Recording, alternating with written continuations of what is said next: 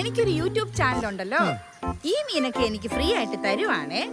ആ ചാനലിലോട്ട് ഈ മീനൊക്കെ ഞാൻ ഷൂട്ട് ചെയ്ത് ഈ മീനെയും നിന്നെയും ഞാൻ വൈറലാക്കും. അയ്യോ, എന്റെ ഒരു ഭാഗ്യം.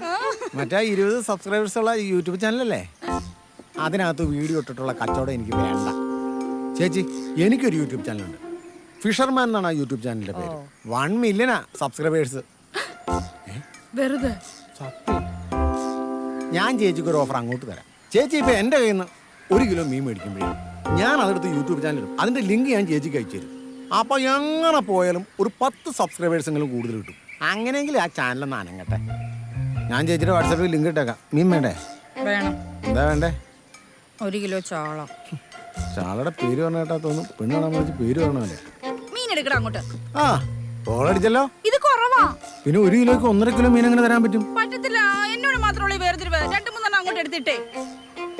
ഇതിപ്പോ 200 രൂപയുടെ മീനിടുക. പിന്നെ ഇങ്ങോട്ടിട്ടെ. കോട്ടിടാനോ?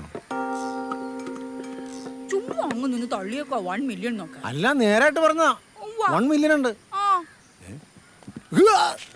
എന്നാ കാലെടുത്ത് കറക്കിയിട്ടതാ.